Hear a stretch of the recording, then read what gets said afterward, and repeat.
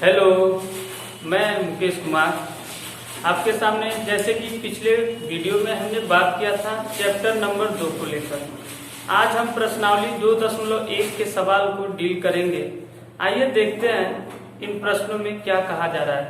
तो आपके सामने जैसा कि दिख रहा है, प्रश्न नंबर 1 के अंदर 5 सवाल है। उसमें कह क्या रहा है, जरा ध्यान से सुनिएगा। कह रहा है निम्नलिखित व्यंजकों में, अर्थात व्यंजक 1 से लेकर 5 तक जो व्यंजक लिखे गए हैं, कौन कौन एक चर में बहुपद हैं और कौन कौन नहीं हैं, कारक के साथ अपने उत्तर दीजिए। तो जैसा कि पिछले वीडियो में हमने आपको बताया था, पहला सवाल लेता हूं कि 4x² - 3x + 7। जैसा कि पिछले वीडियो में हमने बात किया था कि कोई भी बीजी व्यंजक तभी क्या कहलाता है, बहुपद। कोई भी बीजी व्यंजक बहुपद कहलाता है अगर उसके चर राशि का पावर 0 हो, 1 हो, 2 हो या 3 हो, या ऐसे करते करते अनंत तक हो।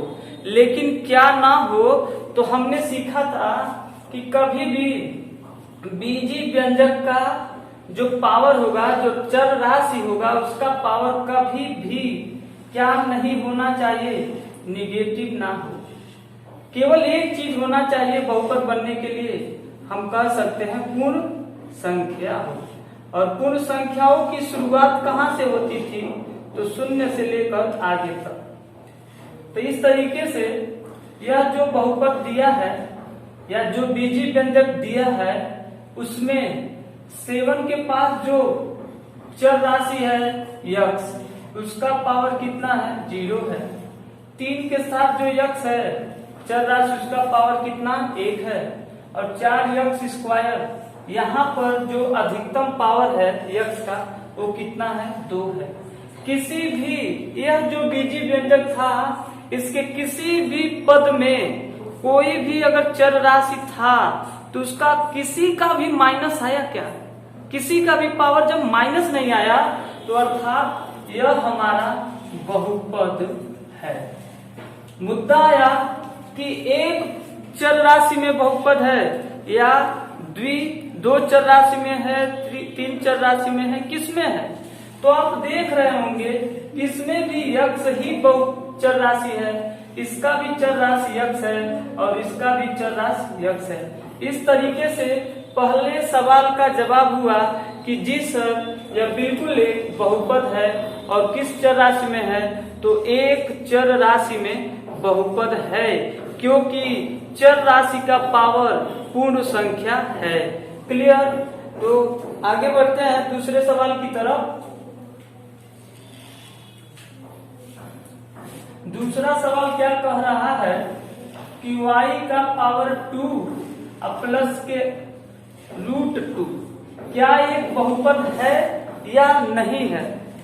तो आप जब ध्यान से इसे देखेंगे, तो √2 के साथ हमने पिछले वीडियो में बताया था कि इनके साथ हमेशा y का पावर 0 है। यहाँ पे y का पावर 2 है, 0 है, 2 है, माइनस तो नहीं ना है। तो जब माइनस नहीं है, तो इसलिए हम ऐसे बीजी व्यंजक को बहुपद कहते हैं। और यह कैसा बहुपद है, तो यह एक चर राशि में बहुपद है। किस चर राशि में, तो y चर राशि में एक बहुपद है। क्लियर, हटा दें। इसी तरह 3 रूट के अंदर 2 प्लस t√2। यहाँ पर आप एक बात देख रहे होंगे कि यह जो t है, यह t चर राशि में एक बहुपद है, लेकिन t का पावर क्या है, 1/2। t के पावर 1/2 हो जाने की वजह से यह जो बीजी व्यंजक है अब बहुपद नहीं कहलाएगा, बहुपद नहीं है।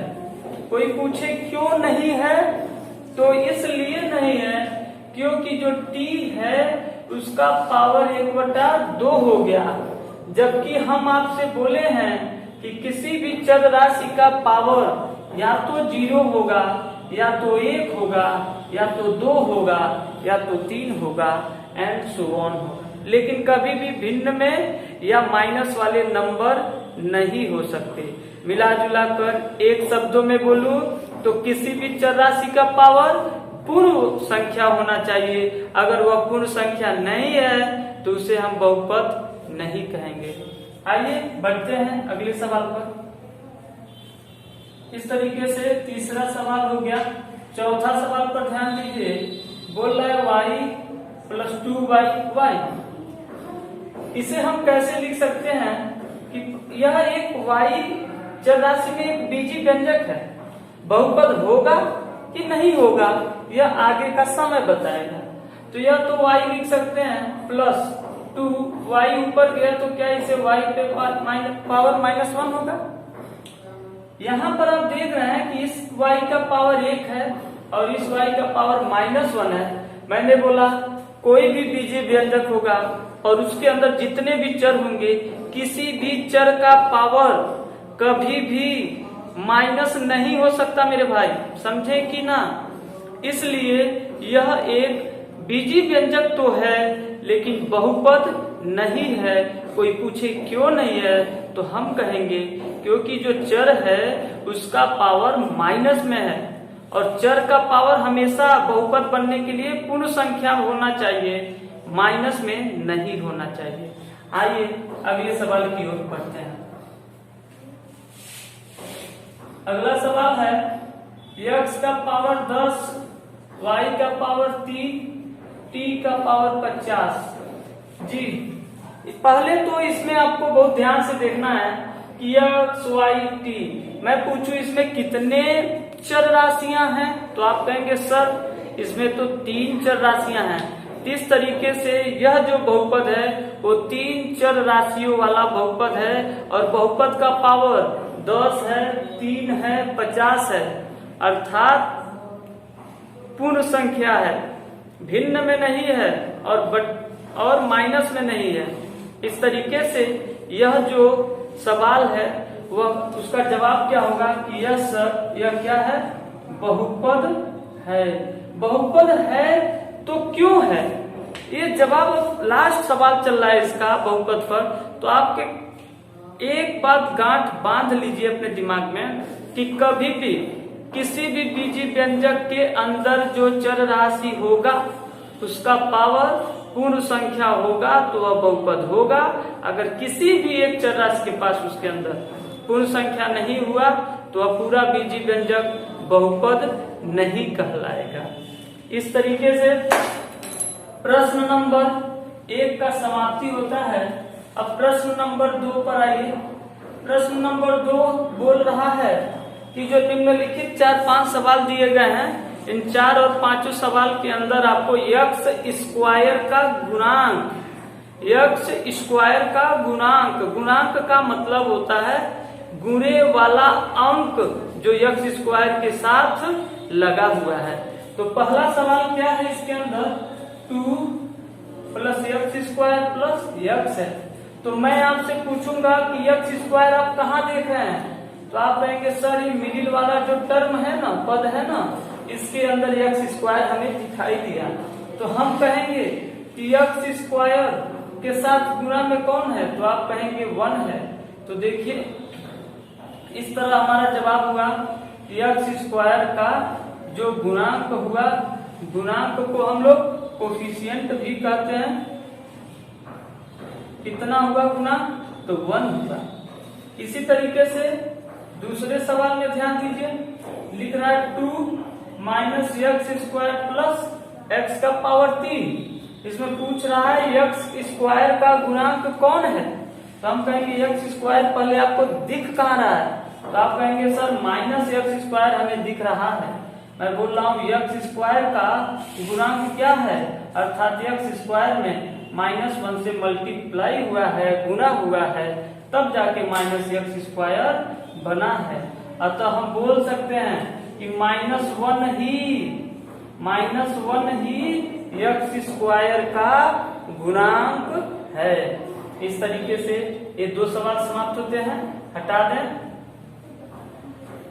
अब प्रश्न नंबर 3 की तरफ देखिए जरा। दूसरे का तीसरा क्या है कि π/2 x स्क्वायर प्लस x। इसमें पूछा जाए कि x स्क्वायर का गुणा कौन है, तो आप देख रहे हैं x स्क्वायर का गुणा किससे हुआ है, तो π/2 से हुआ है। अतः हम कहेंगे π/2 किसका गुणांक है, x स्क्वायर का गुणांक है। क्लियर। अगला जो सवाल है चौथा, √2x-1 में x स्क्वायर का गुणांक क्या है। हम क्या है, क्या आपको x स्क्वायर दिखा, तो आप कहेंगे इसके अंदर x स्क्वायर है ही नहीं, तो हम कहेंगे x स्क्वायर का गुणांक 0 रहा होगा, तभी वह उसे 0 कर दिया है। इस तरीके से इस दूसरे सवाल के 5 सवाल डील होते हैं। आगे बढ़िए। प्रश्न नंबर 3 क्या बोल रहा है, जरा उस पर ध्यान दीजिएगा, मैं क्वेश्चन पढ़ दे रहा हूं एक बार। प्रश्न नंबर 3 बोल रहा है कि 35 घात के द्विपद का, अर्थात घात तो एक ऐसा बहुपद लिखिए जिसका घात क्या हो, 35 हो, लेकिन पदों की संख्या केवल कितनी होनी चाहिए, तो 2 पद। मैं आपसे पूछना चाहता हूं कि अगर 35 पद होगा, 35 घात होगा, तो जब किसी बहुपद के पदों की संख्या क्या होती है, तो मैंने बताया था अगर किसी बहुपद का जो घात है अगर n है, तो उसके पदों की संख्या n+1 होगा। तो घात हमारा 35 है, तो पदों की संख्या क्या हो सकता है, 35 से 36 हो सकता है। अर्थात मैं बताना चाहता हूं कि 35 की घात वाला अगर बहुपद लिखना है तो उसमें अधिकतम 36 पद लिखे जा सकते हैं, लेकिन हमें मात्र 2 पद लिखना है। इस तरीके से आप आजाद हैं, इसके अनंत उत्तर हो सकते हैं। कर दीजिए x का पावर 35 और कोई भी नंबर 1 लिख दीजिए 9। इसमें देखिए इसके अनंत जवाब हो सकते हैं, अलग अलग जवाब कोई भी लिखिए सब सही है, लेकिन किसी एक चर राशि का पावर 35 है और उसके साथ एक और चर राशि और चर राशि जुड़ा है, अर्थात जो बीजी व्यंजक बना इसका जो x है उसका पावर कितना है, तो पूर्ण संख्या और उसका मान क्या है, 35। कितने पद हैं, तो केवल 2 पद हैं। इस तरीके से केवल 2 पद ही यानी द्विपद वाला बहुपद तैयार है। ऐसे ही आगे क्या बोल रहा है, और 100 घात के एक पदी का एक उदाहरण दीजिए। यानी घात होगा 100, घात होगा जब 100 तो पदों की संख्या होगा 101, लेकिन घात तो 100 हो लेकिन पद केवल 1 हो, ऐसा एक बहुपद लिखिए। आप आजाद हैं, कुछ भी लिख दीजिए, y का पावर 100 बस, या मर्जी हो y का पावर 100 इंटू 10 इंटू y का पावर 100, यानी केवल कितना घात क्या है, तो 100, पद कितने, केवल 1, घात कितना 100, पद कितना 1। इस तरीके से प्रश्न नंबर 3 का जवाब हो गया। आगे आइए प्रश्न नंबर 4 की तरफ बढ़ते हैं। प्रश्न नंबर 4 क्या कहता है, जरा उस पर ध्यान देते हैं। प्रश्न नंबर 4 बोलता है, पढ़ देते हैं, करा निम्नलिखित बहुपदों में से प्रत्येक बहुपद की घात लिखिए कि कितनी घात वाला बहुपद है। घात को हम डिग्री ऑफ पॉलिनोमियल भी बोलते हैं, अर्थात हमें बताना है जो 4 प्रश्न दिए हैं उन चारों में कितने घात वाला वह बहुपद है। तो पहला है 5x के 3 4x स्क्वायर प्लस 7x। इसमें जो बहुपद दिया है हम किसका घात चेक करने जाएंगे, तो कम वाले घातों की बात नहीं करेंगे, जो बहुपद है उसके अंदर सबसे अधिकतम घात किस चर राशि पर है। तो आप देख रहे हैं इसमें 1 है, इसमें 2 है, इसमें 3 है, अर्थात इस बहुपद का चर राशि का अधिकतम घात 3 है, अतः इस बहुपद का घात कितना है, 3 है, अर्थात ये त्रिघातीय है। फिर ऐसे ही अगला सवाल है 4 - y स्क्वायर। इसमें यह जो बहुपद है इसका जो चर राशि का अधिकतम पावर क्या दिखा, 2 दिखा, इसलिए 2 घाती है अर्थात द्विघाती है। ठीक, ऐसे ही यानी इसका 2 घात है, आप ऐसे डायरेक्ट भी लिख सकते हैं। तीसरा सवाल क्या है, 5t माइनस √7। ठीक, 5t माइनस √7 मैं पूछूं इस पूरे बीजी व्यंजक या बहुपद में जो चर राशि है उसका अधिकतम घात क्या है, तो आप कहेंगे सर t का पावर 1 दिखा, इसलिए इसका अधिकतम घात क्या होगा, 1 घात होगा। प्रश्न नंबर 4 में केवल 3 है। मैंने आपको शुरुआत ही बताया था कि ऐसे बहुपद को हम अचर बहुपद कहते हैं, और अचर बहुपद का जो घातों की संख्या होती है वो 0 होती है, अर्थात कितने घात होते हैं, 0 घात होते हैं। क्लियर। इस तरीके से प्रश्न नंबर 4 का सारे सवालों का जवाब हुआ। अब आइए प्रश्न नंबर 5 के तरफ।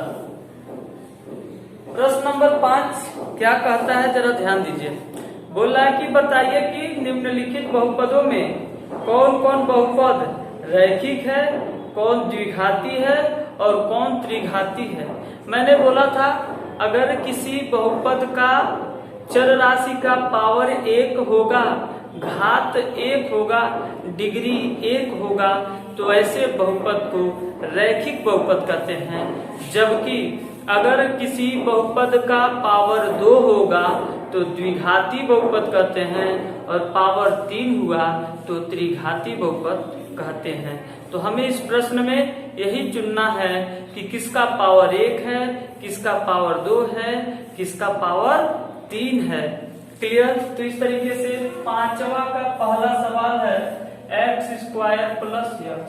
हम आपसे पूछे इस बहुपद में x का पावर अधिकतम कितना है, तो आप कहेंगे सर इसमें तो अधिकतम पावर 2 है, इसलिए मैं कहूंगा यह आपका द्विघाती बहुपद है।